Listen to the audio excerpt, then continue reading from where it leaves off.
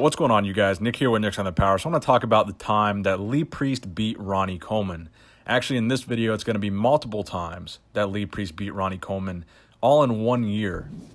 So the year 1977 was a great year for Lee Priest's bodybuilding career. Even though he didn't win any major titles, he had a lot of really good top 3 placings in 1997 and a very good placing at the Olympia, taking 6th place at the 1997 Olympia, where, of course, he beat Ronnie Coleman, who took 9th at the 1997 Mr. Olympia. And, of course, Ronnie Coleman would win his first of 8 Mr. Olympia titles the very next year in 1998.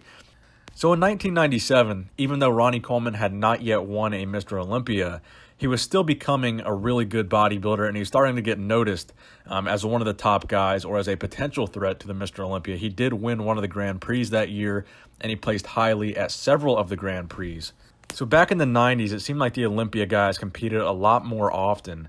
So as a result of that, with all these Grand Prix competitions, Ronnie Coleman and Lee Priest would go head-to-head multiple times in these Grand Prix.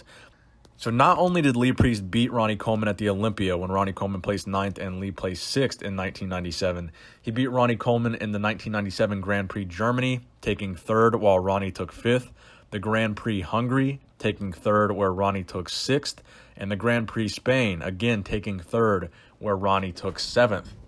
And then they really got compared at the 1997 Ironman Pro Invitational.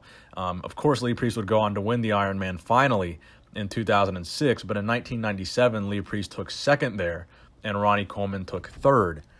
So I think a lot of people underestimate how good Lee Priest actually was because he doesn't hold that many major bodybuilding titles, but it was his ability to place very highly at these shows and beat guys much bigger than himself, weighing in the low 200s, where a lot of these guys weighed in the mid to high 200s, in some cases having 40, 50, potentially 60 pounds heavier than Lee Priest.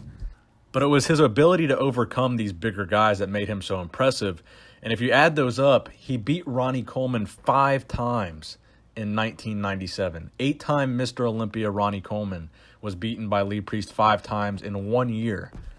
And just the fascinating contrast between these two physiques, Ronnie Coleman, who would become later on known as being the biggest Mr. Olympia ever to hit the Olympia stage, weighing 296 pounds in 2004, and Lee Priest being one of the lightest men's open bodybuilders of recent years, having defeated him that many times, I think is an incredible accomplishment. And not only did he defeat Ronnie Coleman, he also would go on to defeat Jay Cutler and Dexter Jackson during the later years of his career. So in totality, Lee Priest would go on to beat 3 future Mr. Olympias and beat Ronnie Coleman 5 times in 1 year. So just another little impressive fact about Lee Priest, man. I think he's one of the most incredible bodybuilders to come out of the 90s and early 2000s. And looking back, I continue to be impressed by the things he was able to achieve during his career, again, despite the fact he didn't have that many major titles. So let me know what you guys think in the comment section below. Please give this video a thumbs up if you enjoyed it. Nick Strength and Power, signing out.